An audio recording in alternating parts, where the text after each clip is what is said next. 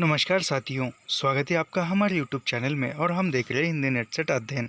इसमें हम मुर्दइया आत्मकथा देख रहे थे और इसका पहला जो खंड था या पहला उपशीर्षक जो था वह हमने देखा। जो और उसका जो दूसरा खंड है वह आप प्रारंभ हो करने जा रहे हैं। उसका नाम है मुर्दइया तथा स्कूली जीवन। इसका नाम है। इस दूसरे खंड का याद रखिए, पूछा जा सकता है परीक्षा में। और यह सब कुछ निःशुल्क है और निःशुल्क अध्ययन करने के लिए हमारे चैनल को सब्सक्राइब कीजिए, लाइक कीजिए और शेयर करना मत भूलिए। प्रारंभ करते हैं इसके आगे का जो भी अंश है वहाँ। एक मिनट।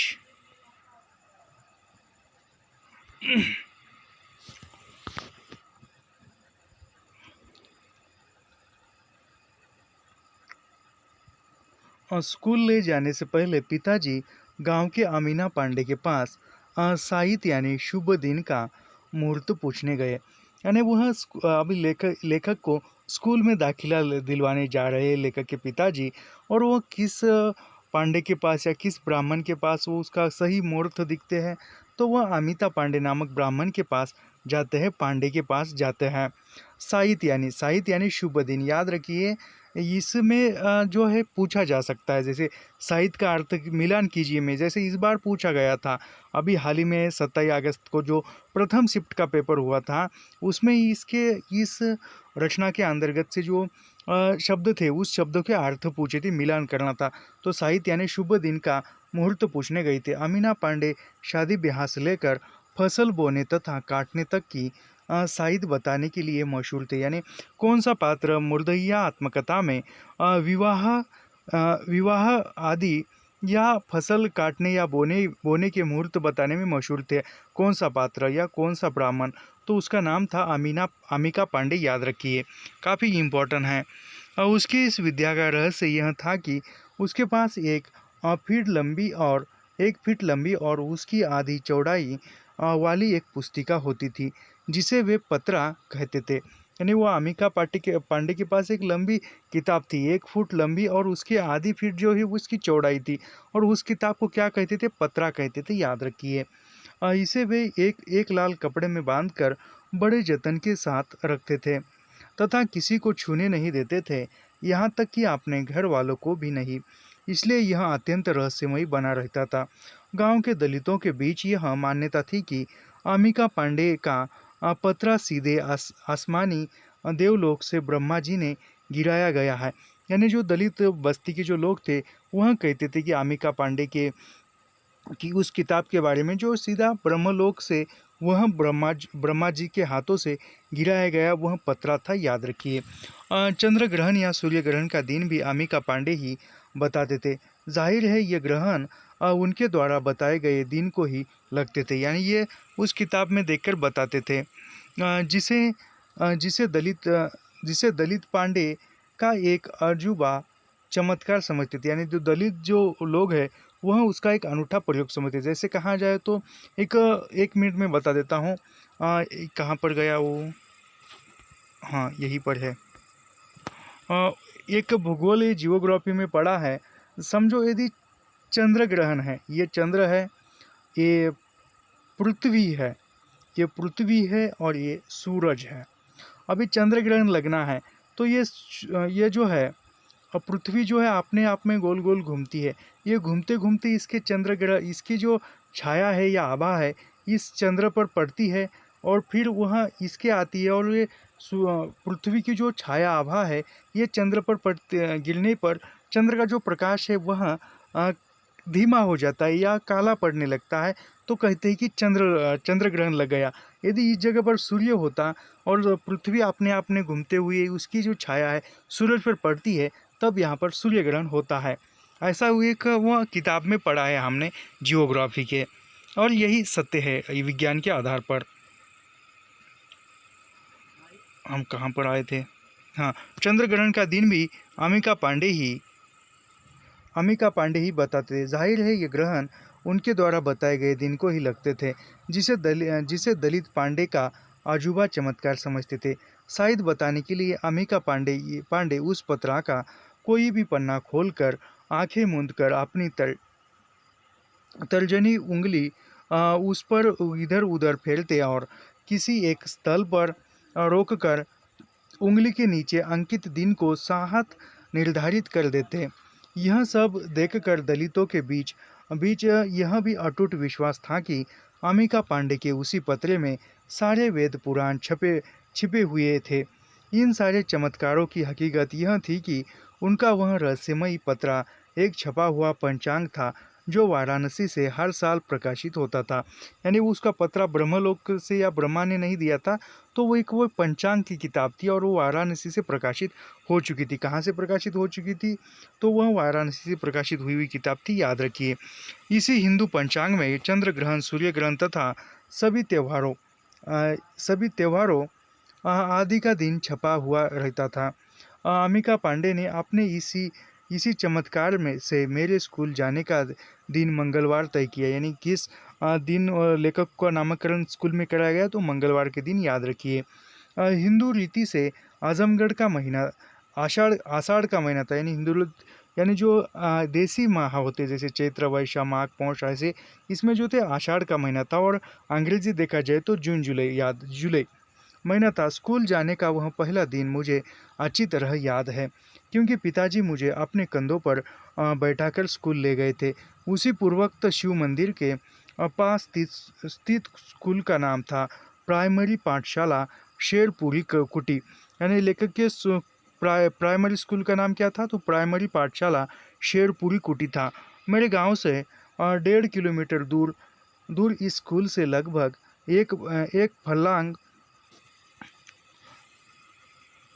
एक फरलांग पहले एक नाला पड़ता था, जिसमें बरसात के दिनों में अक्सर बाढ़ आ जाती थी, जिसके कारण छात्रों को बहुत कठिनाई का सामना करना पड़ता था। मेरे पिताजी बड़े उदार किस्म के व्यक्ति थे, इसलिए वे हर बरसात में जब भी बाढ़ आने पर मुझे स्कूल ले जाते। यानी बाढ़ आने पर स्वयं लेखक के पिताजी लेखक को छोड़ते थे। उस नाले के पास खड़े दर्जनों बच्चों को भी वे अपने कंधों पर बारी बारी से बैठाकर नाला पार करवाते थे। उनके इस चरित्र से उन्हें उस प्राइमरी पाठशाला में बहुत लोकप्रिय बना दिया था। इतना ही नहीं, उस स्कूल के 5 अध्यापकों में से 3 नाले के इस पार 6-7 किलोमीटर दूर स्थित विभिन्न गांवों से आते थे। उन्हें भी कभी कभी सीने के बराबर तक पानी भर जाने पर बच्चों की तरह अपने कंधों पर बिठाकर नाला पार कराते थे। कौन? लेखक के पिताजी। विशेष रूप से शाम के समय बाढ़ आने पर अनेक बच्चे और तीनों अध्यापक नाले के पार इंतजार करते थे, यह सोचकर कि मेरे पिताजी अवश्य आएंगे और ऐसा ही होता था। बहुत से छात्र स्कूल से करीब 1.5 किलोमीटर दूर उस नाले पर बने एक पुल से दूर दूर स्थित गांवों से चले जाते थे। इस प्रक्रिया में इस प्रक्रिया में अ, इस प्रक्रिया में जब मैं पहले दिन स्कूल पहुंचा तो नाम लिखते हुए अध्यापक मुंशी राम सूरत लाल, यानी कि कौन से शिक्षक ने या कौन से अध्यापक ने लेखक का नामकरण किया था? तो मुंशी राम सूरत लाल ने किया था, याद रखिए। ने पिताजी से पूछा यह कब पैदा हुआ था? जवाब मिला 4-5 साल पहले बरसात में। मुंशी जी ने तुरंत बरसात का मतलब 1 जुलाई 1949 समझा, और यही दिन हमेशा के लिए मेरे जन्म से जुड़ गए। यानी बरसात में जन्मा है, यह बताने के बाद तुरंत उन्होंने 1 जुलाई जन्म तिथि जो है वह लिख दी। और ऐसा ही पहले के ज़माने में होता था। कहते थे कि जो हमारे गांव के नदी में ज़्यादा बाढ़ जिस वर्ष आई थी उस दिन किसी का जन्म हुआ, ऐसा वो एक तर्क के आधार पर बता देते। क्योंकि उस ज़माने में दलितों के बीच निरक्षरता के चलते बच्चों के जन्मदिन का लेखा जोखा या कुंडली आदि का कोई प्रचलन नहीं था, क्योंकि अंधश्रद्धा थी, पढ़े लिखे कोई नहीं थे। इसलिए लगभग सभी माँ बाप ऋतुओं से ही अपने बच्चों के जन्मदिन को जोड़ देते थे। यही कारण था कि उस समय के अध्यापक बरसात बताने पर हर का जन्मदिन 1 जुलाई, जाड़ा बताने पर 1 जनवरी तथा गर्मी बताने पर 1 मार्च लिख देते थे। यानी किसी ने कहा कि हमारा बच्चा जो है बरसात के दिन में जन्मा है, तो वो 1 जुलाई उसकी जन्म तारीख हो जाती थी। किसी ने कहा सर्दी के दिनों में तो वह 1 जनवरी उसकी जन्म तारीख हो जाती थी। और किसी ने कहा कि हमारा बच्चा जो है वह धूप काले में या गर्मी के दिनों में जन्मा है, तो उसकी जन्म तारीख 1 मार्च हो जाती थी।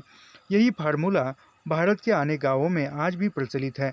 परिणाम स्वरूप नौकरी पेशे वाले अधिकतर दलित इन्हीं तारकों पर रिटायर हो जाते। ये बिल्कुल सही बात है। पहले के ज़माने में ऐसी ही जन्म तिथि लिखी जाती थी। उन दिनों स्कूल उन दिनों स्कूल खुलने से पहले ही दिन सारे नए बच्चे के नाम लिखे जाने का प्रचलन था। यानी स्कूल खुलने के पहले ही सभी बच्चों का नामकरण होता था। हमारी पहली कक्षा में कुल 43 बच्चे थे। यानी पहले स्कूल में कितने बच्चे थे, या लेखक के कक्षा में पहली यानी कक्षा 1 में तो 43 बच्चे थे, याद रखिए, छात्र थे। 3 लड़कियां थी, यानी 43 बच्चों में कितने, 40 लड़के और 3 लड़कियां थी।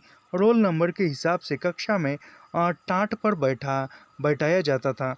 पहली पहली पंक्ति रोल नंबर 1 से शुरू होकर 13 पर समाप्त हो गई। यानी पहली पंक्ति में रोल नंबर 1 से लेकर रोल नंबर 13 तक बच्चे बिठाए जाते थे। समाप्त हो गई। शेष 2 पंक्तियों में इसी क्रम में 15-15 बच्चे बैठते थे। मेरा नाम और स्थान पहली कतार में रोल नंबर 5 के साथ होता था। यानी लेखक का स्थान जो है पहली कतार में रोल नंबर 5 के साथ लेखक का बैठने का स्थान होता था। इन 13 बच्चों में मेरे अलावा चिखुली, यानी यहाँ पर ये बच्चों के नाम है, काफ़ी इंपॉर्टेंट है, याद रखिए। मेरे अलावा यानी लेखक के अलावा अन्य कौन कौन से बच्चे थे? चिखुली, रमजू, बाबूराम, यदुनाथ, मुल्कू, रामकेर, दल सिंगार, जग्गन, रामनाथ, बिरजू, बाबूलाल तथा मेवा थे। याद रखिए कौन कौन से बच्चे लेखक के साथ थे। लेखक यानी मेरे अलावा, यानी लेखक के अलावा चिखुली था, रमजू था, बाबूराम थे, यदुनाथ था, मुल्कू, रामकेर, रामकेल, दलित सिंगार, जग्गन, रामनाथ, बिरजू, बाबूलाल तथा मेवा थे। याद रखिए। शीघ्र ही इस 13 का रहस्य उजागर हो गया। हम सभी दलित थे। यानी यह कुल यहाँ पर कितने बच्चे दलित थे? तो 13 बच्चे दलित थे। मुंशी जी की उपस्थिति में हमें कोई अन्य बच्चा नहीं छूता था। ऐसे ही वातावरण में शुरू हुई मेरी शिक्षा।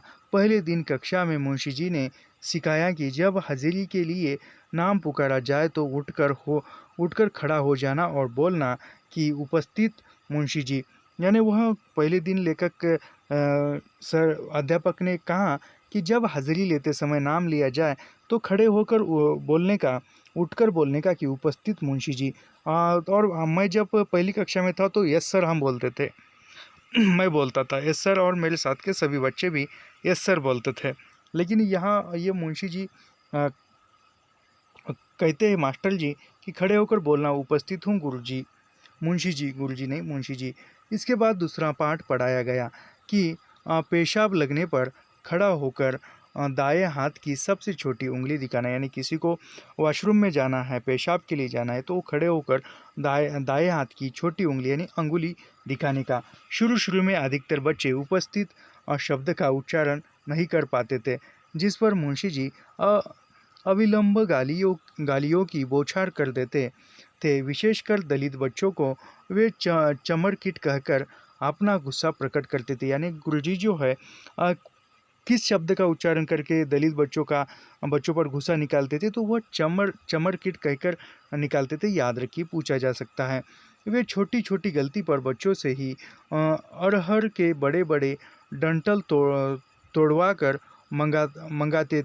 मंगाते और उसी से उसकी हथेली पर जोर जोर से मारते थे। उसी को लकड़ी लाने के लिए कहना और उसी को मारने का, साथ में गालियाँ भी देते जाते। इस तरह पहली ही कक्षा में मुंशी जी का आतंक बच्चों पर छा गया। उस समय प्राइमरी स्कूल में कागज पर लिखने का चलन नहीं न के बराबर था। यानी पहले कागज का नहीं था, एक पाटी दी जाती थी और एक लेखनी या खड़ू दिया जाता था। वो ज़्यादातर बच्चे वो लेखनी या खड़ू है वो खा ही जाते थे। खैर छोड़िए, ये पुरानी यादें क्यों।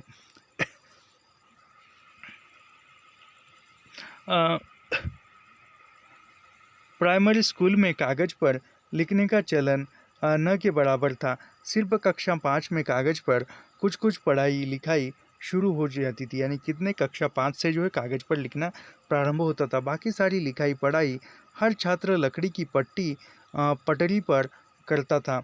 करीब 15 इंच, यानी लकड़ी की जो पटरी होती थी लिखने की, उसकी लंबाई जो है वह 15 इंच होती थी और 9 इंच चौड़ी होती थी।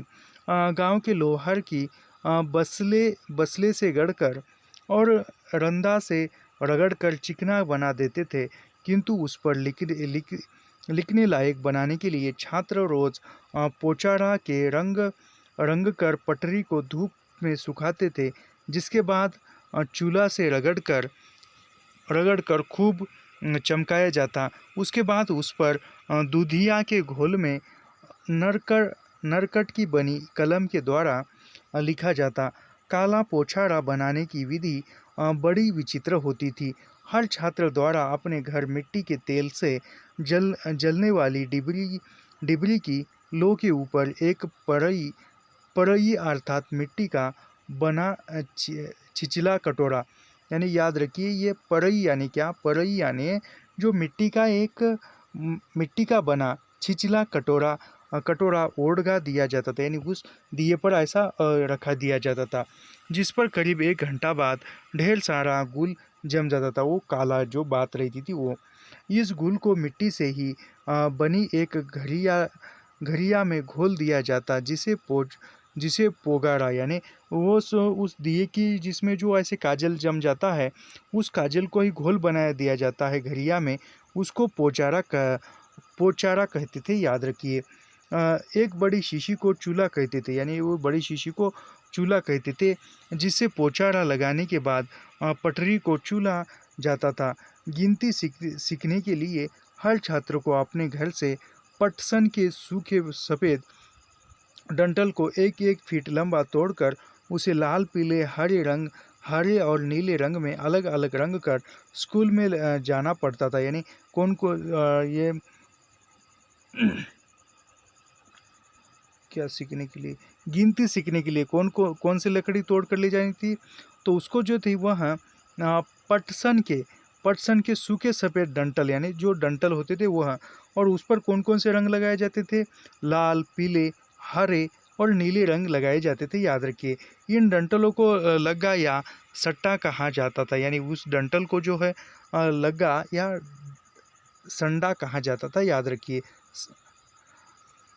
लेखक पठन सामग्री के रूप में पहली कक्षा में मेरे पास यही सामान, यानी एक लकड़ी की पटरी, एक घड़िया, दूधिया का घोल, एक नरकट की कलम, एक भरू की पोचाड़ा और एक चूल्हा और रंग बिरंगे चंगे थे, किंतु कोई किताब नहीं थी। यानी लेखक पहली कक्षा में थे तब तो लेखक के पास पढ़ाई की सामग्री कौन कौन सी थी, याद रखिए। तो उसमें कौन कौन सा था, तो उसमें जो है लेखक के पास क्या क्या थे सामान, यानी एक लकड़ी की पटरी थी, एक घड़िया, दूधिये का घोल, एक नरकट की कलम थी, एक भरू की पोचाड़ा और एक चूल्हा और एक रंग बिरंगे लगे थे, किंतु कोई किताब नहीं थी, याद रखिए। इन्हीं सामानों के साथ शुरू हुई मेरी चिट्ठी पढ़ने लायक क्षमता प्राप्त करने वाली युगांतकारी शिक्षा। यानी लेखक का परिवार का उद्देश्य लेखक को किस लिए पढ़ाना था कि केवल वो चिट्ठी पढ़ने लायक हो जाए। मुंशी जी शाम पट्ट पर अक्षर लिखते और सभी बच्चों को पटरी पर वैसा ही लिखने को कहते। शाम पट्ट यानी बोर्ड। शुरू में डर के मारे नरकट पकड़ते ही हाथ कांपने लगता था, यानी शुरू में जो प्रयास नहीं होता था अभ्यास, तो वो पकड़ते ही नरकट जो खड़ू पकड़ते ही हाथ कांपने लगता था और लिखने के लिए हर कोशिश असफल हो जाती थी। और ऊपर से मुंशी जी की चमर कीट वाली गाली इतना भय पैदा कर देती थी कि अंततोगत्वा मैं स्कूल जाने के नाम पर रोने चिल्लाने लगता था। पिताजी मुझे ऐसे अवसरों पर पीटते हुए स्कूल ले जाते थे, यानी जब लेखक नहीं जाता था स्कूल में, रोते थे न जाने के लिए, तो पिताजी भी और एक अच्छा उसको बख्शिश देते थे, ले जाते थे, और साथ में यही भी कहते स्कूले ना जइबा तो चिट्ठिया के पढ़ी, यानी तू स्कूल नहीं जाएगा तो चिट्ठिया कैसे पढ़ेगा। स्कूले ना ना जाइबो जाइबा त चिट्ठिया के पढ़ी, यानी स्कूल नहीं जाएगा तो चिट्ठिया कैसे पढ़ेगा।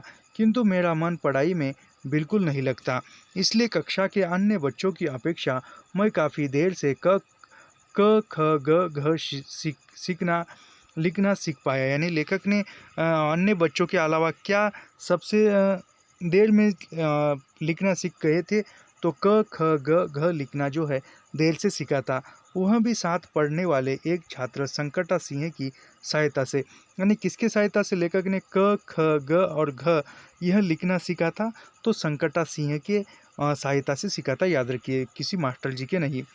संकटा सिंह मेरे गांव के पूरब में करीब 3 किलोमीटर दूर स्थित बारी गांव के एक बड़े क्षत्रिय जमींदार के बेटे थे। यानी संकटा सिंह किस गांव के थे, तो संकटा सिंह यह जो है बारी गांव के थे, और उनका गांव लेखक के गांव से 3 किलोमीटर दूरी पर था। उनकी उम्र भी मेरे ही बराबर करीब 5-7 की थी, किंतु वे बहुत ही समझदार और दयालु स्वभाव के थे। वे बहुत जल्दी लिखना सीख गए थे। उस स्कूलों में भी छुआछूत का प्रचलन बहुत ज़्यादा था, और सवर्ण छात्र प्राय दलित छात्रों से नहीं मिलते जुलते थे। यानी छुआछूत का प्रचलन था, तो दलित जो सवर्ण है वह सवर्ण छात्र दलित छात्रों से मिलते नहीं थे, किंतु संकटा सिंह अपवाद थे। यानी संकटा सिंह मिलते थे दलितों से। वे हमेशा मुझसे घुल मिलकर रहते थे। उन्होंने ही मुझे एक तरह से मजबूर करके लिखना सिखाया था। मेरे लिए कक्षा 1 में संकटा सिंह मुंशी जी से कहीं ज़्यादा सफल शिक्षक सिद्ध हुए थे। कौन, तो वह संकटा सिंह, क्योंकि उनको लिखना पढ़ना सिखाए थे। वे बड़े अधिकार के साथ मुझसे बार बार लिखवाने की कसरत कराते। पटरी पर लिखते लिखते जब दूधिया का घोल समाप्त होने लगता, तो हम उसमें थोड़ा पानी मिला देते, जिसमें जिसमें वह पतली हो जाती, इसलिए अक्षर साफ नहीं बन पाते। संकटा सिंह ने इस पतली दूधिया को गाढ़ा बनाने के लिए कविता शैली में एक मंत्र सिखाया। यानी कविता शैली में जो किसको, उस स्याही को गाढ़ा बनाने के लिए एक मंत्र सिखाया, जिसे वे मेरे साथ गाते थे। यह मंत्र था, ताले का पानी पताले जो, शेर भर दुधिया मोरे में आजो। संकटा सिंह के, यानी संकटा सिंह ने जो स्याही जो होती थी उसको, दुधिया को गाढ़ा बनाने के लिए कौन सा मंत्र सिखाया था लेखक को, तो वह ताले का पानी पताले जो, शेर भर दुधिया मोरे में आजो, ये सिखाया था। याद रखिए, संकटा सिंह के सिखाने के अनुसार हम इस तथाकथित मंत्र को गाते हुए अपने हाथ को दूसरे बच्चे के पास वाली दुधिया की घड़िया की तरफ फैलाकर हवा में ही अंगुली बनाकर अपनी घघरिया की तरफ वापस लाते। यह प्रक्रिया बार बार दोहराई जाती और पूरा विश्वास हो जाता कि अपनी दुधिया गाढ़ी हो चुकी है। यह मंत्र शीघ्र ही सभी बच्चे सीख गए। कभी कभी कुछ बच्चे आपस में इस बात पर खूब झगड़ा जाते थे कि उसकी दुधिया मंत्र द्वारा दूसरे ने चुरा ली। बीच बीच में कुछ बच्चे मंत्र द्वारा दुधिया चोरी की शिकायत मुंशी जी से करते थे।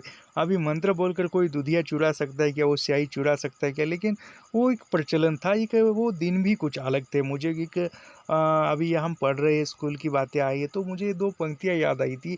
वो दिन भी यादों में यादें बड़ी सुहानी थी, उस वहाँ कॉलेज की यादें। दिन बीत गए, रात बीत गई, लेकिन वह यादें न मिट पाई। वह सबसे खास थी कॉलेज की यादें, क्योंकि हम कवि हैं तो कविता बन जाती है। फिर मुंशी जी का वही गालियों वाला स्वभाव तुरंत विस्फोटित हो जाता। चाहे जो भी हो, दुधिया गाढ़ा करने वाला मंत्र बच्चों के लिए एक अत्यंत मनोरंजक खेल था। यानी जो दुधिया गाढ़ा करने का जो मंत्र था, वह सभी छात्रों के लिए मनोरंजक खेल था। इसी मंत्र को गाते गाते हम कक्षा एक में से 1 से 2 में पहुँचे। यानी किस मंत्र को गाते गाते कक्षा 1 से 2 में लेखक पहुँच गए थे। जो ये ऊपर जो दुधिया चुराने का था, वह कहाँ पर गया, वो ये ताले का पानी पताले जो, शेर भर दुधिया मोरे में आजो। ये गाते गाते वह दूसरी कक्षा में पहुंच गए, कक्षा 1 से। यानी कक्षा 1 से दूसरी कक्षा में। कक्षा 2 में मंत्र जाने के लिए मुंशी जी ने हर बच्चे से 2 रुपया पस कराई। ये पस कराई भी पूछा था। अभी बच्चा अभी 27 अगस्त को पूछा था ये पसकराई का अर्थ, पसकराई का अर्थ क्या होता था, ये मिलान करने में, यानी कक्षा 2 में 2 में बिठाने के लिए, यानी कक्षा 1 पास करके कक्षा 2 में बिठाने के लिए 2 रुपया 2 रुपया मंगा था। उस 2 रुपये को पसकराई यानी पास कराने का घूस लिया, यानी पसकराई का अर्थ क्या है, पास लेने का, जो पास कराने के लिए जो घूस दिया था उसको। यह 2 रुपया मुझे बड़ी मुश्किल से घर से प्राप्त हुआ। यह पसकराई सभी अध्यापक लेते थे और जो बच्चा नहीं देता उसे फेल कर दिया जाता था।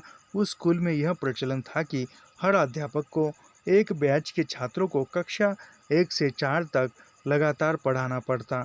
4 के बाद फिर वही क्रम कक्षा 1 से शुरू करना पड़ता था। कक्षा 5 को हमेशा हेड मास्टर जी पढ़ाते थे, यानी कक्षा 5 को कौन पढ़ाते थे, तो हेड मास्टर यानी प्रिंसिपल पढ़ाते थे।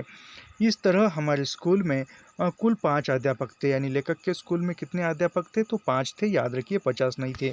मुंशी राम सूरत लाल के अलावा बंशी पांडे, हर सिंह, बलराम सिंह और परशुराम सिंह हेडमास्टर, यानी याद रखिए लेखक के स्कूल के जो मास्टर थे, अध्यापक थे, उनके नाम थे मुंशी राम सूरत लाल के अलावा, यानी मुंशी राम सूरत के अलावा, यानी मुंशी राम सूरत 1 है, वंशी पांडे 2, हरि सिंह 3 और बलराम सिंह 4 और परशुराम सिंह जो थे वह हेडमास्टर 5 नंबर के थे, याद रखिए।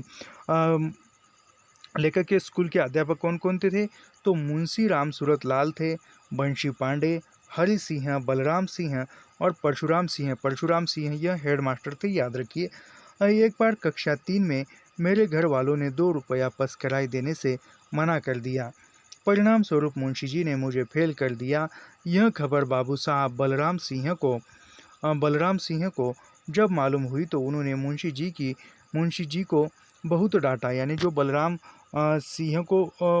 सिंह को पता चला कि 2 रुपया न देने से जो टीचर था उन्होंने उसको फेल कर दिया है, तो फिर उन्होंने डांटा था।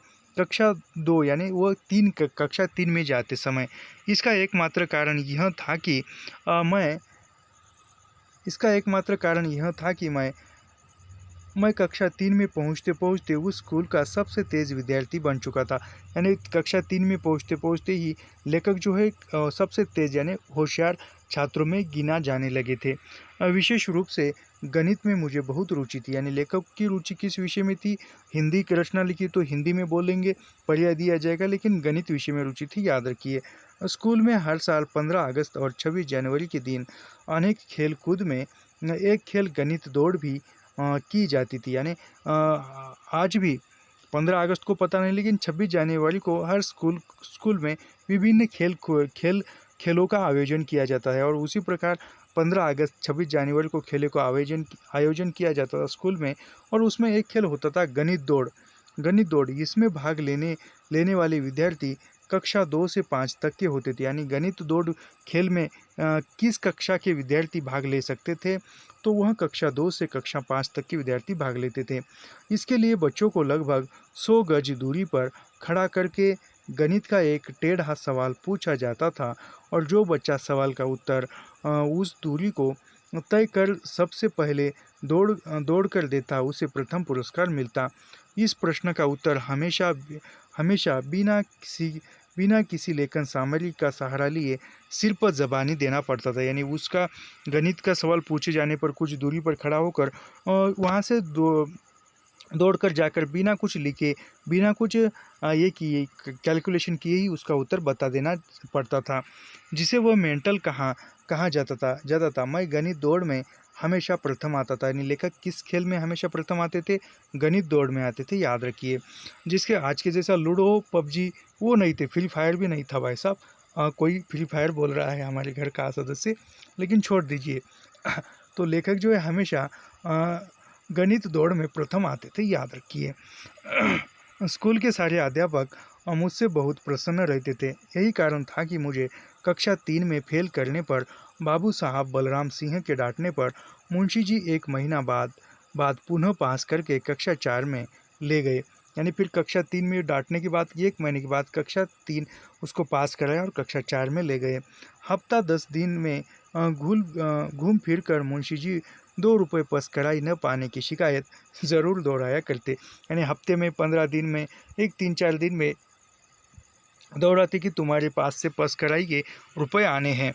हकीकत यह थी कि उन दिनों मेरे जैसी परिस्थिति वाले बच्चों के लिए ₹2 जुटाना एक बड़ा संघर्ष था। ये बिल्कुल सही बात है भाई साहब, क्योंकि उस ज़माने में ₹2 जुटाना यानी बहुत मुश्किल का काम है। कहते हैं कि आज के ज़माने में कहते हैं कि ₹100 कुछ भी नहीं है, लेकिन जिसके पास ₹1 भी नहीं है, वो ₹100 की कीमत जानता है भाई साहब।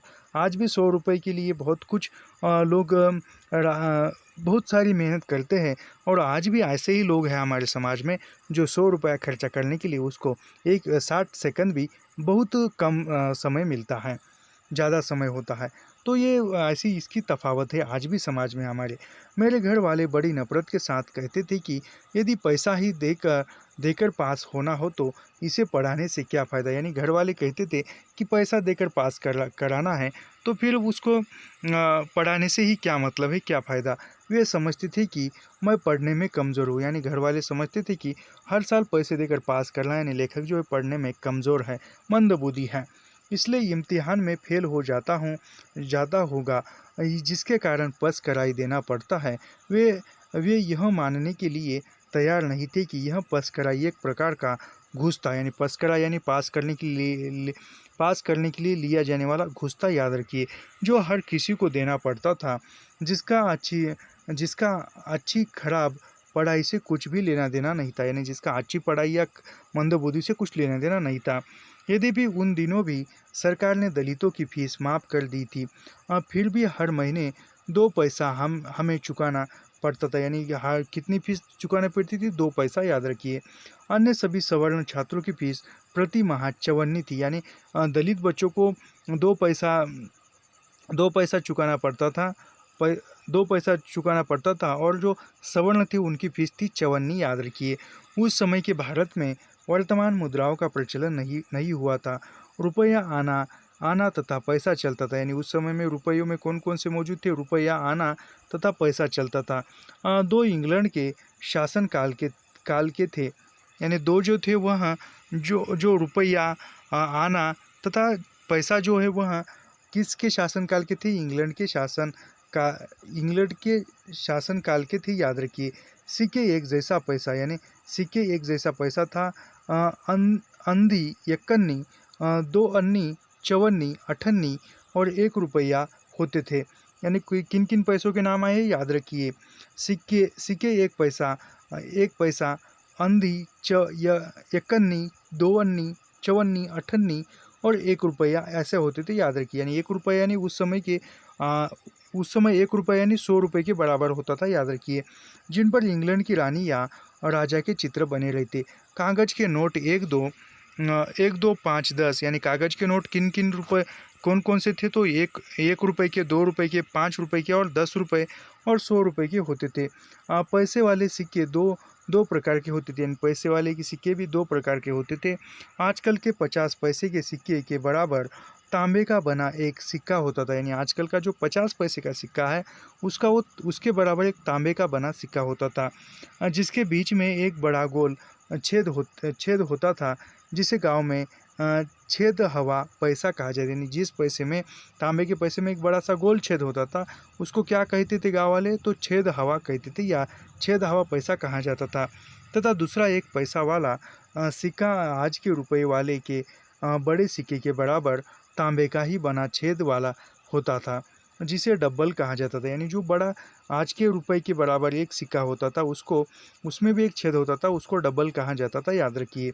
छेदावा पैसों को करधनी में गूंथकर जन्मजात शिशुओं को कमर में पहनाना दलितों के बीच बड़ा शुभ माना जाता था। यानी जो जिस पैसे को वो छेद होता था बीच में, वह जो है उसके बच्चे के कमर में बांधने का एक बड़ा शुभ माना जाता था।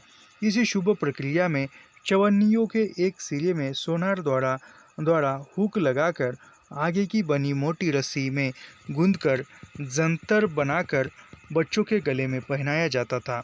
अधन्नी, यक्कन्नी तथा 2 अन्नी वाले सिक्के गिलट तथा अन्य चांदी के बने होते थे। यानी अधन्नी, यकन्नी, 2 अन्नी, ये जो सिक्के हैं गिलट धातु के तथा चांदी के धातु के बने होते थे, याद रखिए। 1 रुपये वाला चांदी का सिक्का आज के रुपए वाले सिक्के से काफ़ी बड़ा तथा मोटा वजनी होता था, जिस पर रानी विक्टोरिया का चित्र होता था। इस सिक्के को हमारे गांव के दलित दलित बिस्कोट अ, बिस्टोरिया कहते थे, यानी बिस्टोरिया जो जिस पर वो विक्टोरिया रानी का चित्र होता था, उसको गाँव वाले लोग बिस्टोरिया कहते थे, याद रखिए। बुढ़िया बूढ़े तथा व्यक्ति इसी बिस्टोरिया के सिक्कों को बचा बचा कर घर की ज़मीन में छिपा कर गाड़ देते थे। कभी कभी बिना किसी को बताए ही वे व्यक्ति मर जाते थे। ऐसे सिक्के वर्षों तक ज़मीन में छिपे रहते थे। कभी कभी गाँव में अक्सर सुनने को मिलता था कि घर गिर जाने पर पुनर्निर्माण के लिए नींव खोदते समय ये सिक्के मिट्टी की बनी हंडिया में मिल जाया करते थे। ऐसे ऐसे हंडियों में कभी कभी सोने चांदी के गहने भी मिल जाया करते थे।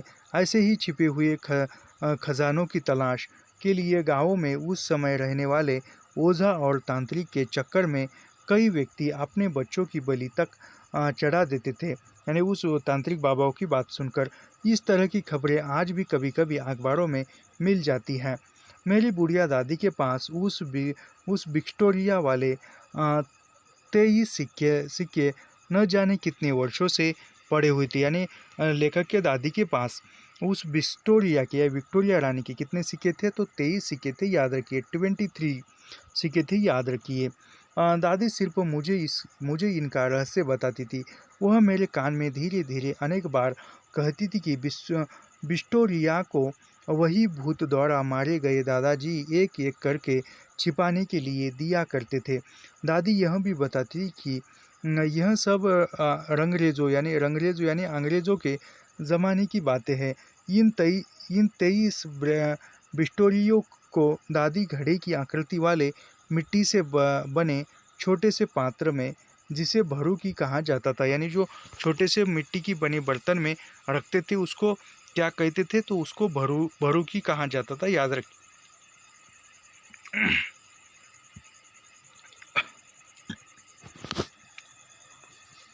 इस भरोकी को वह बहुत दिनों तक घर के कोने में गड्ढा खोदकर छिपाई थी। मैं जब तीसरी कक्षा में पढ़ रहा था, यानी सन 1957 में, तो दादी एक बार बीमार पड़ी। उसे बड़ा तेज़ बुखार था, यानी 1957 में दादी लेखक की बीमार पड़ी और उसको तेज़ बुखार आने लगा, जिसे वह जर हंस की बीमारी कहती थी, यानी तेज़ बुखार आया था और उस बीमारी को क्या कहते थे, तो जर हंस की बीमारी कहते थे, याद रखिए। वह एक खुरपी लेकर ज़मीन खोदने लगी, यानी उसमें वो बीमार पड़ी थी, तो ये खुरपी यानी जो औजार रहता है, उसको वो खेतों में जो है खरपतवार निकालने के लिए काम आता है, तो वो खोदने लगी।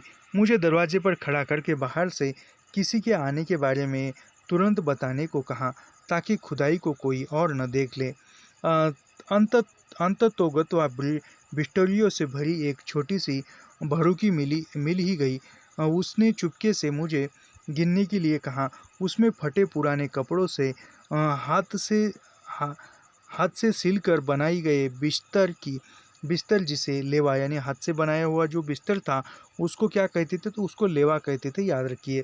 पर उन बिस्टोरियों को एक एक करके एक जगह रख दिया दिया तथा वह मुझे एक एक करके देती और मैं गिनता रहा।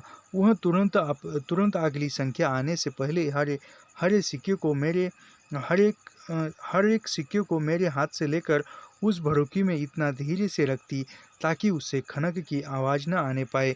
इस प्रक्रिया से 23 की गिनती पूरी हुई। दादी 23 की संख्या को समझने में पूर्ण रूपेण असमर्थ थी, यानी 23 को दादी समझ नहीं सकती थी। उसे बड़ी देर तक कुछ भी समझ में नहीं आया। वह बिल्कुल हैरान थी। दादी गिनती के नाम पर एक से 10 तक अच्छी तरह जानती थी, यानी दादी कितने तक गिनती जानती थी, 1 से लेकर 10 तक ही जानती थी, याद रखिए। दादी कितने तक गिनती जानती थी, 1 से लेकर 10 तक ही जानती थी, याद रखिए। इसके बाद वहाँ सीधे 20 30 यानी ऐसे 1 से 10 तक आई, फिर 20 30 40 50 ऐसे ही गिनती थी। 100 को समझ पाती थी, जिसे गिनने का उसका तरीका बड़ा रोचक था। वह 10 को 2 5 20 और 2 10 40 को 2 20 50 को 2 20 और 1 10 तथा 100 को 2 2 50, यानी 100 बोलना है तो 2 50 ऐसे बोलती थी। किंतु 23 उनकी समझ के बिल्कुल बाहर था। बड़ी मुश्किल से जब मैंने यह बताया कि 2 20 में 3 कम, यानी 2 20 में 3 कम यानी 23, तब जाकर दादी को 37 की गुत्थी समझ में आई।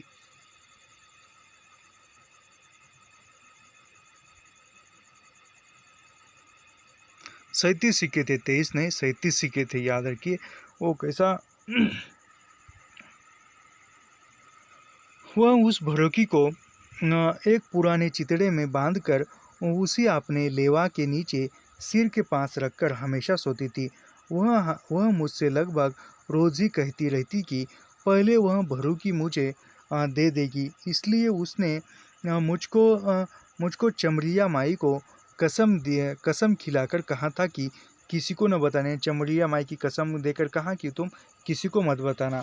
वह प्रतिदिन एक बार अवश्य ही उन बिस्टरियों को मुझे फिर से उसी पुरानी प्रक्रिया द्वारा गिनने को देती थी और अंत में कहती थी 2 20 में 3 कम, यानी 2 20 में यानी 40 को 3 कम यानी 37 सिक्के थे। मैंने 23 कहा था, माफ़ कीजिए, लेकिन ये 37 थे।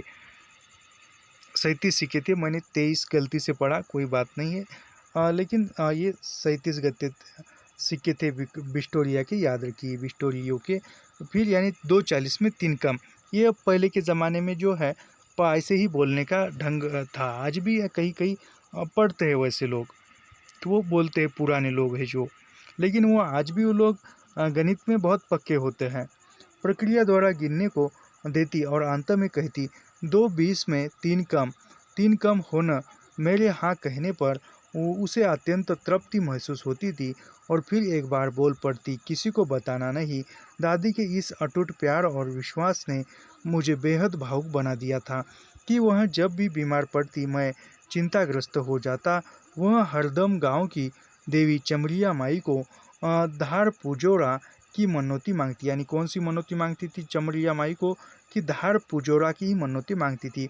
घी से अगियारी कहती और करती और मैं वही बैठकर अक्सर मन ही मन मनाता रहता कि मैं चमरिया माई, मैं भले ही मर जाऊं किंतु दादी न मरे। दादी की संभावित मृत्यु की कल्पना मात्र से मैं एकदम उदयन दादी की मृत्यु को सोचकर ही लेखक भयभीत हो जाते थे, उदास हो जाते थे। ऐसे समय उसका घुट मुट मुझे बहुत याद आता था।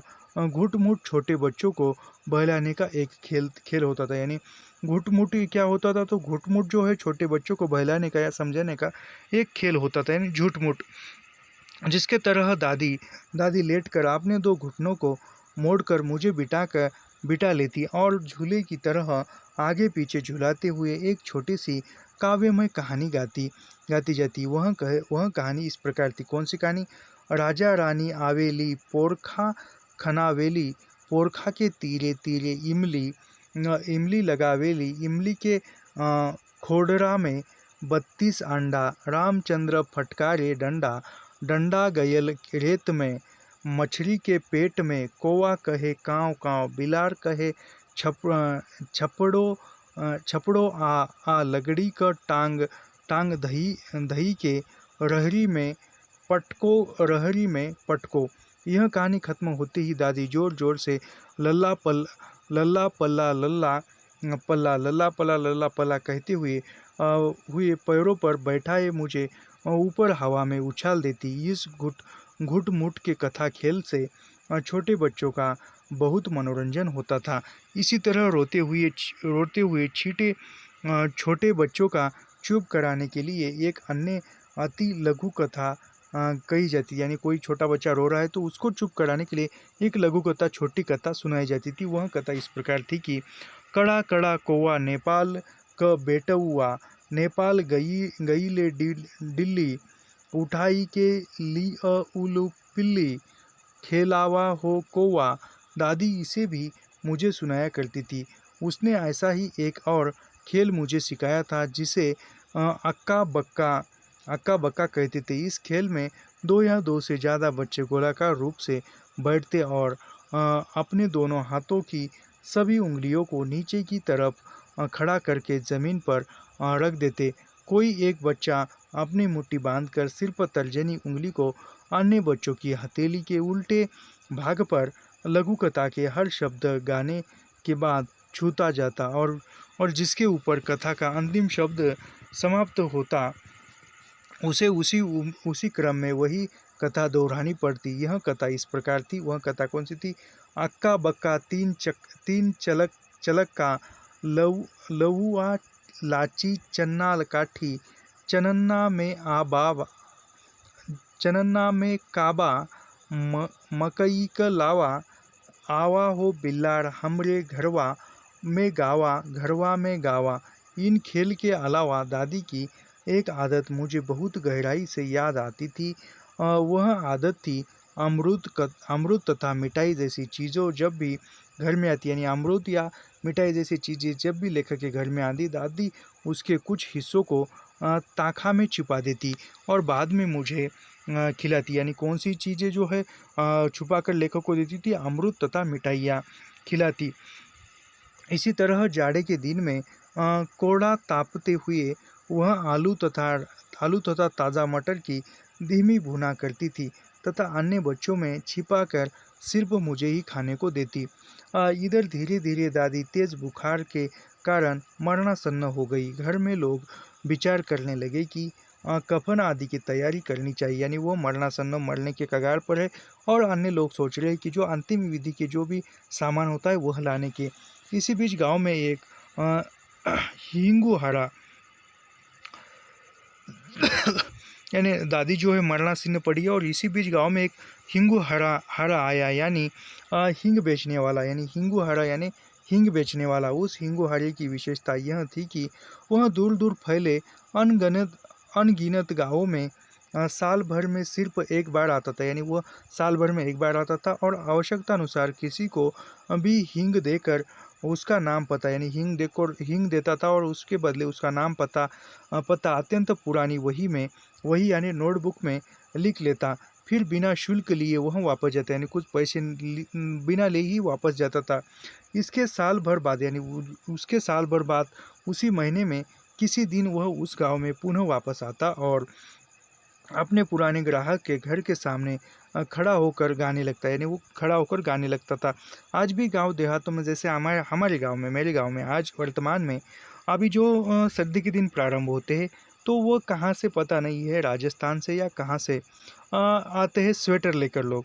वो देकर जाते हैं दीपावली के आसपास स्वेटर देकर जाते हैं, जो भी उसका मूल्य है वह देते हैं। वो लिख कर लेते हैं नाम पता वो पैसे, और फिर वो कुछ 6 महीने बाद या 1 साल बाद आते हैं और वो पैसे मांग कर ले जाते हैं। जो नहीं देता उसको गालियाँ भी देते हैं, यह अलग बात है। पैसा मांगने का यह तरीका बड़ा आकर्षक होता था, यानी वो गाकर पैसे मांगता था। मान लीजिए कि वह जगलू नामक ग्राहक को साल भर पहले हिंग देकर गया था, तो उसके घर के सामने इस तरह गाता, हे जगल क माई काम धाम बंद करा, हिंग का पैसा खर्च करा। यानी गाने में पैसे मांगता था। यही शैली वह हर किसी के घर के सामने दोहराता। संयोगवश इसी शैली में गाते हुए वह हमारे घर के सामने पहुंचा। उस हिंगू हरे की आवाज़ दादी के कानों में पड़ी। दादी धीमी आवाज़ में घर वालों को उसका पैसा देने के लिए कहकर चुप हो गई। बीच वाले मुन्नर चाचा घर के मालिक होते, यानी घर के मालिक कौन थे? तो मुन्नर चाचा थे, याद रखिए। उन्हें उसे पैसा दिया। उस हिंगू हरे ने उत्सुकतावश दादी के बारे में पूछा कि वह कहाँ है, क्योंकि हर बार वही पैसा देती थी। यानी उस पैसा दिया मुन्नर चाचा ने उस हिंगू हरे को, हिंग वाले को, और फिर उसने पूछा कि दादी कहाँ है। फिर वह दादी बीमार पड़ी, वह कैसा पता चला, क्योंकि हर बार वह दादी ही उसको पैसा देती थी। जब उसे पता चला कि दादी बीमार है, वह उसे देखने गया।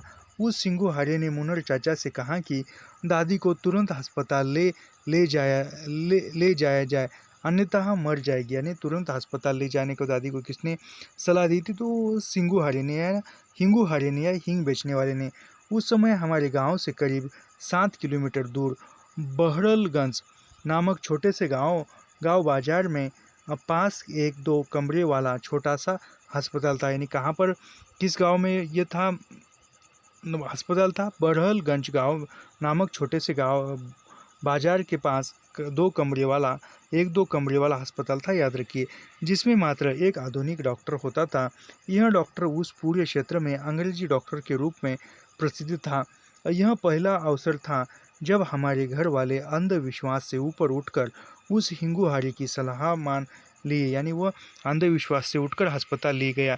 दादी अस्पताल पहुंच गई।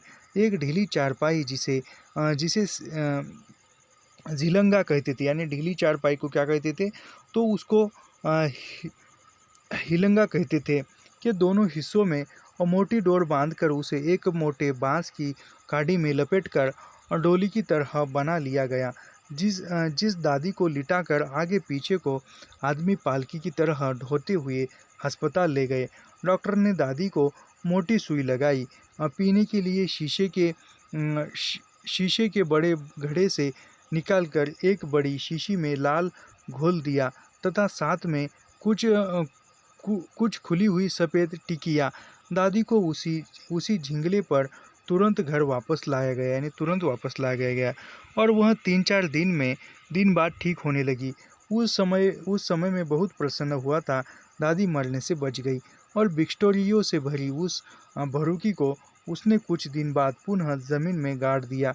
भड़ूकी को गाड़ना शायद दादी के लिए नए सिरे से जीने का एक उद्देश्य था, क्योंकि वह कोई यदि समझो उसको लगता था कि वो मर गई और फिर वह सिक्के किसको मिलेगी, इसलिए वो साथ में रखी थी। वह सिंगुहारा गांव की याद आने पर आज भी मुझे बहुत याद आता है। उसका नाम और पता कभी किसी को मालूम नहीं था। वह पूछने पर किसी को बताता भी नहीं। वह धोती कुर्ता पहनता था और सिर पर गांधी टोपी लगाता था। थोड़ा टेढ़ा करके उसकी बड़ी तोंद भी थी, इसलिए टोपी खूब जमती थी। वह देखने में पुराने कांग्रेसी नेता सीताराम केसरी के बड़े भाई जैसा, यानी वो हिंगुहारा जो है वह कैसा दिखता था? कांग्रेस के जो पुराने नेता थे सीताराम केसरी के बड़े भाई जैसा लगता था। गांव के बच्चे पूरे साल शाम के समय किसी के घर के सामने उसी सिंगुहारे का हल्के गाने वाले लहजे में हिंग के पैसा खर्च करा गा कर भागते हुए अपना खूब मनोरंजन करते थे गांव के बच्चे। साल में जब भी एक बार वह गांव में आता, दर्जनों बच्चे उसके साथ होकर घर घर जाते और उसे हिंग का पैसा खर्च करा गाते सुनकर अति प्रसन्न होते। वह हाथ से सिली हुई छोटी बोरी नुमा टंगने वाली धोकरी कंधे पर लटकाए रहता। उसी में वह हींग तथा कुछ पुड़िया बांधने वाले कागज रखता था। वसूले गए पैसों को भी वह उसी धोकरी में रखता था। उसकी यह जादुई धोकरी ठीक वैसी ही होती जैसी सारंगी बजाकर भजन गाते गांव भीख मांगने वाले गेरुआधारी जोगिया की। ऐसा ही एक जोगी हमारे गांव में साल भर में सिर्फ एक बार आता था, यानी एक जोगी भी आता था साल भर में एक बार, और वह भीख लेने से पहले बड़ी सुरीली आवाज़ में गाता तथा सारंगी बजाता। यानी एक जोगी आता था और वो बड़ी सुरीली आवाज़ में गाता था और सारंगी बजाता था। याद रखिए, गाता और सारंगी बजाता था। कौन जोगी? गांव की चारों तरफ से फेरी लगाता, फिर बारी बारी से भीख स्वीकार करता। यह जोगी भी उसी सिंगुहारे की तरह बहुत लोकप्रिय था। एक जोगी हमारे गांव में भी रहते थे। जाति से वे नोनिया थे, यानी ये जो एक जोगी लेखक के गांव में रहते थे धर्मपुर में, वो किस जाति के थे? तो नोनिया जाति के थे। वे गेरुआधारी नहीं थे और न ही भीख मांगते थे। उन्हें लोग राशन आदि पहुंचा देते थे। वे एक सफ़ेद धोती और लुंगी कमर में लपट कर दोनों खुटों को आर पार करके गर्दन के ऊपर बांध लेते। इसके अलावा वे कुछ और नहीं पहनते। उसकी लंबी लंबी दाढ़ी तथा सिर पर बड़े बड़े बाल थे। हाथ में वे हमेशा पानी से भरी एक तुमड़ी रखते थे। तुमड़ी सूखी लौकी की जगनुमा टंगने वाली बनी होती थी। जिसे साधुओं का पात्र कहा जाता था, वे हमारे गांव के बाहर उत्तर दिशा के घने जंगल में झोपड़ी बनाकर रहते थे। उसके साथ में एक लोहे का बड़ा चिमटा भी होता था। वे किसी देवता के पुजारी थे, यह किसी को मालूम नहीं था। यानी चिमटा रहता था और वह किस देवता के पुजारी है वो किसी को पता नहीं था। घने जंगल के सुनसान में अकेले रहते हुए उसकी फटकों जैसी अत्यंत निर्भीक जीवन था। उन्हें लोग सिर्फ योगी बाबा कहते थे, रूप में जानते थे, किंतु उसका असली नाम राम रामजी था। यानी उस गांव में जो जोगी रहता था उसका नाम रामजी था, याद रखिए। गांव के लोग अंदाज़ा लगाकर कहते थे कि जोगी बाबा भूत पूजक थे। वे हमारी दलित बस्ती में हफ्ते में सिर्फ एक बार आते थे और किसी पेड़ के नीचे खड़े हो जाते थे। उसकी सबसे बड़ी एक अति रोचक विशेषता यह थी कि उसके सामने किसी भी व्यक्ति के मुंह से जो भी पहला शब्द निकलता, वे उसी शब्द से तीन सत्तर वाली कविता तत्काल बना देती। यानी किसी ने कोई शब्द कहा तो फिर उसी के आधार पर वो एक कविता या गीत बना देते। एक विचित्र स्वर शैली में गाने लगते थे। जैसे किसी के मुंह से निकल गया जोगी बाबा, वे तुरंत गाने लगे। जैसन कहत बाड़ा जोगी वैसन बढ़त बाड़े रोगी, बढ़त समतिया सर्बाराम, बढ़त समतिया सर्बाराम। इस प्रकार से। इसी तरह किसी के मुंह से, एक मिनट रुकिए, ये कितना बड़ा है मुझे देखने तो दीजिए। आज ख़त्म नहीं हो पाएगा मेरे ख्याल से, 1 मिनट थोड़ा सा रुकते हैं। नहीं तो आज की वीडियो में इतना ही देखेंगे, बाकी का अंश जो है बाद में देखेंगे। तो यहाँ पर हम रुकते हैं, नहीं तो थोड़ा सा देखते ही है, स्टॉप कर। थोड़ा सा अंश है तो मैं सोच रहा था वीडियो यहाँ रुकाने का, लेकिन रुकूंगा नहीं, आगे थोड़ा सा मैं पढ़ाऊँगा क्योंकि ये लंबी है और हमें पाठ्यक्रम भी समाप्त करना है। इसी तरह किसी के मुंह से निकल पड़ा कि आंधी आ रही है, जोगी बाबा गाते। यानी किसी ने कहा आंधी आ रही है तो जोगी बाबा तुरंत गाने लगे। जैसन कहत बाड़ा आंधी, वैसन मारल गयल गांधी, बड़ सतसैया सर्बाराम, बड़ सतसैया सहबाराम। ऐसे वो गाने लगते थे जोगी। 1 मिनट।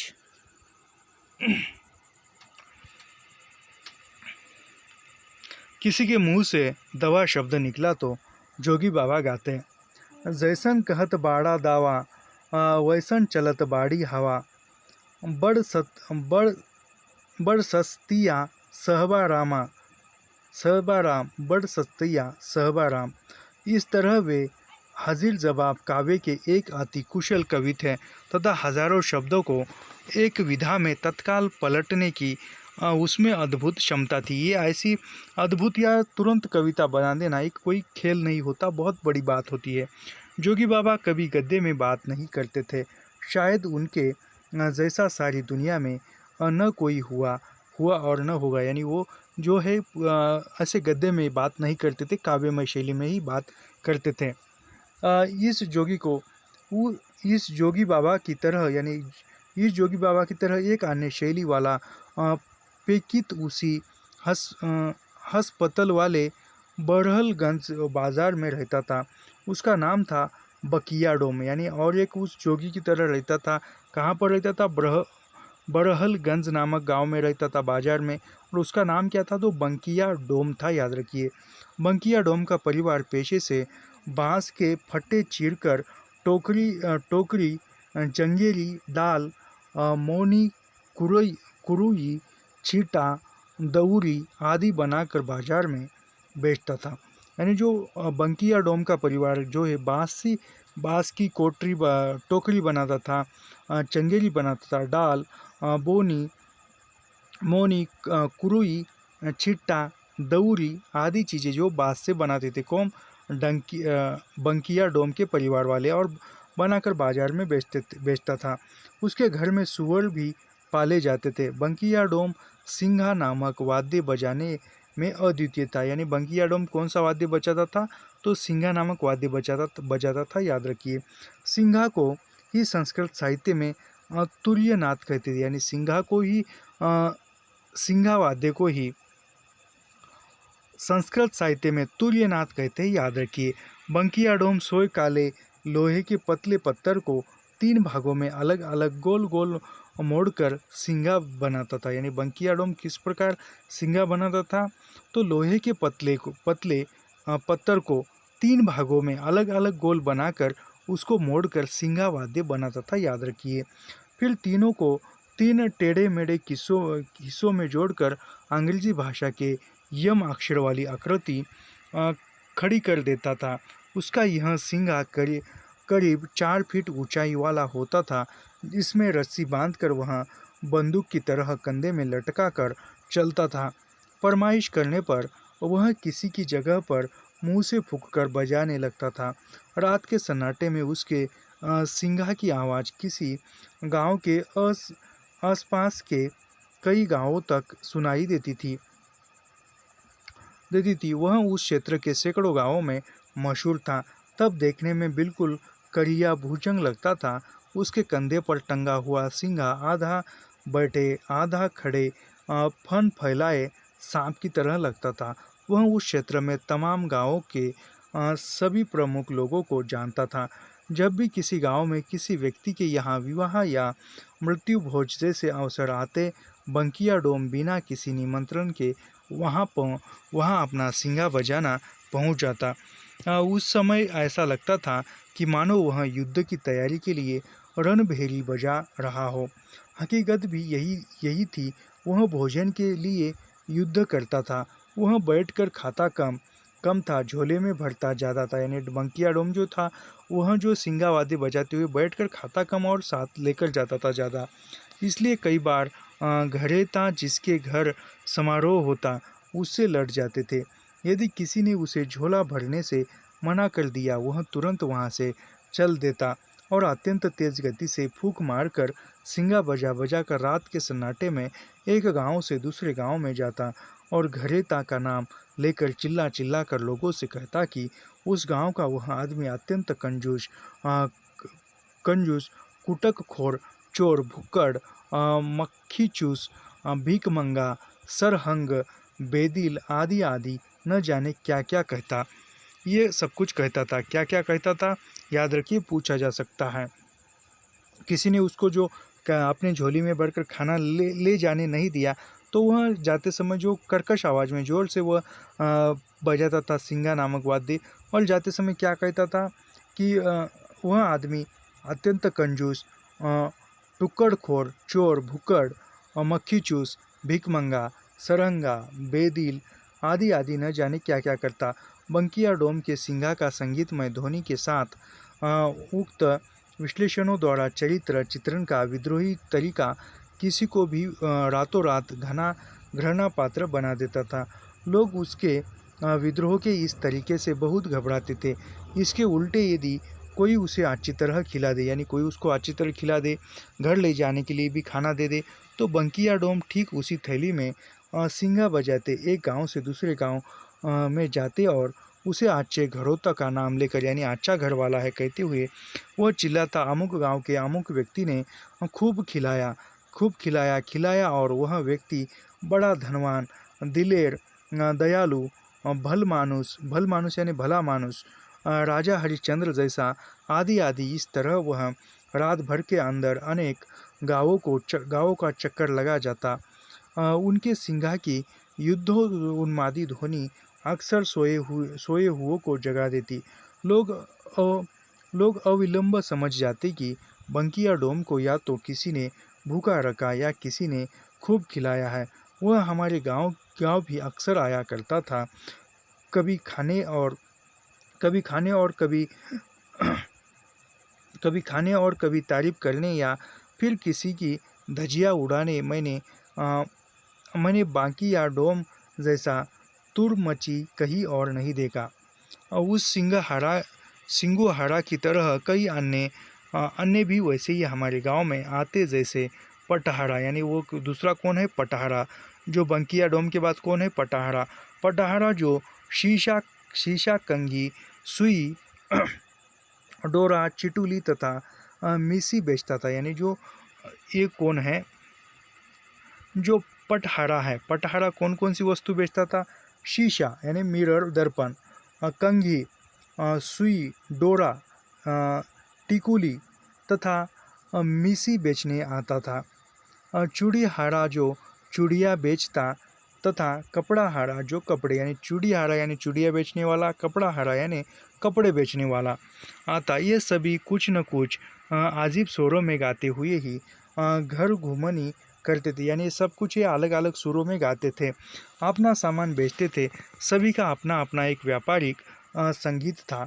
यहाँ तक कि कभी कभी जादूगर आता, वह भी अपना डमरू बजाते हुए संगीतमय वार्ताओं में जादू के करतब दिखाता, यानी कभी कभी जादूगर आता गाँव में और वह भी अपने अपने संगीतमय में जादू दिखाता था गाने में।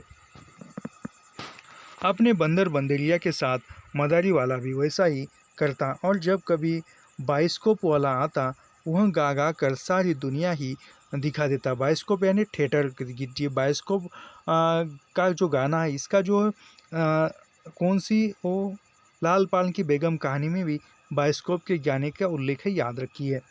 और जब बाइस्कोप की अंतिम स्लाइड हबड़ा हबड़ा पुल दिखाता, तो जोर जोर से गाने लगाता। मारे मारे गुंडन से नजरिया, गोड़िया हबड़ा पुलवा पर डंडी, तो गांव के बच्चे झूम उठते। एक एक खास बात यह थी कि सिर पर कपड़ा हरा जो छोड़कर पैसों के बदले अनाज देकर अन्य फेरी वाला से सामान खरीद लिया जाता था। जादू तमाशा या बाइस्कोप देख लिया जाता, यानी कौन है जो अपने सामान के बदले अनाज लेता था। एक खास बात यह थी कि सिर्फ कपड़ा हरा को छोड़कर, यानी सिर्फ कपड़े वाला जो है, कपड़े वाला ही कपड़े के बदले अनाज नहीं लेता था, बाकी सभी जो है वह अपने वस्तु के बदले पैसे ने लेकर अनाज लेते थे। कि समझो किसी ने कुछ थोड़े से गेहूं दिया और गेहूं के बदले उसने कंघी दे दी, या थोड़ा सा आईना कंघी दे दी या बिंदी दे दी, ऐसा सामान खरीद लिया जाता था तथा जादू तमाशा या बाइस्कोप देख लिया जाता था। हमारी दलित बस्ती में बहुत गरीबी थी। पैसा देकर कुछ खरीदना बड़ा मुश्किल पैदा कर देता था, यानी वह दलित बस्ती में बहुत गरीब लोग थे, तो उसके पास पैसा नहीं था, तो पैसे देकर कुछ वस्तु खरीदना यानी बहुत मुश्किल काम होता था। इसलिए सब कुछ अनाज देकर ही लिया जाता था, यानी पैसे नहीं थे तो घर में जो भी अनाज है वह अनाज देकर भी कुछ चीज़ें खरीदते थे। घर में डिबरी जलाने के लिए मिट्टी के तेल से लेकर मिर्च मसाला तक अनाज देकर ही खरीदा जाता था। यानी घर में जो डिबरी, क्योंकि पहले के ज़माने में बिजली नहीं थी, लाइट नहीं थी, तो डिबरी थी, उसमें मिट्टी का तेल डालकर एक डोरी ऐसी ऊपर निकाल कर वो एक बात के रूप में जलाई जाती थी और वो रात भर जलती रहती थी। और वह सब कुछ लेने के लिए पैसे नहीं थे, तो दलित लोग जो थे घर में जो अनाज है जैसे गेहूँ, ज्वार, जो कुछ भी हो उसमें से थोड़ा देकर वह लेते थे। परिणाम स्वरूप अधिकतर दलितों के घर खाद्यान्नों की चक्रीय कमी हमेशा प्रस्तुत होती थी, यानी जो खाने की जो अनाज है उसकी कमी हमेशा रहती थी। खास करके बरसात के दिनों में भूखमरी की स्थिति पैदा हो जाती है, यानी कौन से दिनों में भूखमरी की स्थिति उत्पन्न हो जाती थी, तो बरसात के दिनों में, याद रखिए। शुरू में जब तेज़ बारिश से कट चुकी फसलों वाले खेतों में पानी भर जाता, तो उसके अंदर बिल बनाकर रहने वाले हजारों चूहे डूबते हुए पानी की सतह पर ऊपर आ जाते।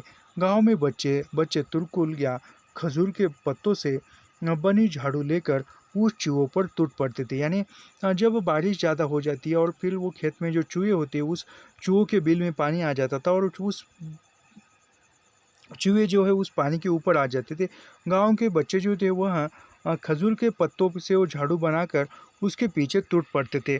उन्हें मार मार कर ढेर सारा घर लाते थे। मैं भी अन्य बच्चों के साथ अ, टीन की बाल्टी तथा झाड़ू लेकर जाता और झाड़ू से चूहों को मार मार कर बाल्टी भर जाने पर चूहों घर लाता। इन चूहों को पहले घर को लोग रहटा यानी अरहर कर डंठल लगाकर उस पर खूब सेकते थे। इस तरह चूहों के बाल बिल्कुल जल जाते थे।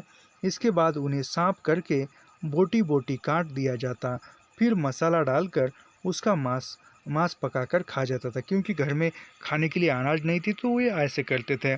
इस तरह के मैदानी चूहों का मांस बहुत स्वादिष्ट होता था। उन बरसाती कड़ली के दिनों में इस प्रकार के चूहे जब तक उपलब्ध रहते, सभी दलित दाल सब्जी के बदले उन्हीं से गुजारा करते। बरसाती मछलियाँ भी उस गरीबी में बड़ी राहत पहुंचाती थी, किंतु वे कुछ देर से नदी नालों में उपलब्ध होती थी, यानी जो मछलियाँ होती थी वहाँ चूहों का सवाल है। वे जौ और गेहूं की बालियाँ अक्सर काटकर खेतों में ही अपनी गहरी गहरी बिलों में ढेर सारा जमा कर लेते थे। यानी जो चूहे जो गेहूं की जौ की जो भी बालियाँ है वह अनाज जो है अपने बिल में रखते थे। गांव के मेले जैसे बच्चे उन बिलों को खोद कर उससे बालियाँ निकाल लेते थे। यानी वो चूहों ने उनके बिल में जो भी अनाज इकट्ठा करके रखा है, जो आने बच्चे जो है वह हम उसका बिल खोदते थे और उसमें जो भी अनाज की बालियाँ इकट्ठा करके चूहों ने रखी है वह निकाल कर घर लाकर उसको साफ करके फिर उसकी रोटी बनाकर खाते थे। एक एक बिल से 1 से लेकर 2 किलो तक अनाज निकल जाते थे। यानी चूहों के बिलों में चूहों ने जो गेहूं की बालियाँ या अन्य फसल की बालियाँ छुपाई है, उसमें से कितना अनाज निकलता था? 1 किलो से लेकर 2 किलो के बीच में अनाज निकलता था, याद रखिए। चूहों के बिल से निकली हुई बालियों को मुस्काइल कहा जाता था। यानी चूहे के बिल से जो खोद कर बालियाँ निकाली जाती थी अनाज की, उसको क्या कहते थे? तो मुस्कैल कहते थे, याद रखिए। इन्हें बेचकर हम लोग कौड़ियाँ खरीद कर चिम्भी एक तरह का जुआ खेलते थे। इमली का चिया बीज भी खरीदते थे, जो जुआ के ही काम आता था। बरसात में एक बड़ी समस्या यह उत्पन्न हो जाती कि लगातार पानी बरसते रहने से सबकी झोपड़ियाँ या खपरेल के घरों की बडेरों या छज्जों से अनेक जगहों पर पानी छूने लगता है। यानी ज़्यादा बरसात होने पर घर की छतें जो है वह गलने लगती थी। रात भर लोग एक पतेली या पतेला इधर तो दूसरा उधर, कहीं लोटा किसी तरह तो कोई थाली कहीं और रखकर टपकते हुए पानी को भर भर कर घरों से बाहर फेंकते रहते थे। प्रकृति की यह करतूत उस गरीब में भिगो भिगो कर मारती थी। यह सब बड़ा बुरा तथा उबाऊ लगता था। लोग दिन के समय अपने घरों के ऊपर चढ़कर यानी लोग जो है दिन के समय घर के ऊपर चढ़कर थपुआ इधर से रखते थे। यानी जहाँ पर जो पानी टपक रहा है वहाँ उस छेद को बुझाने का काम करते थे लोग।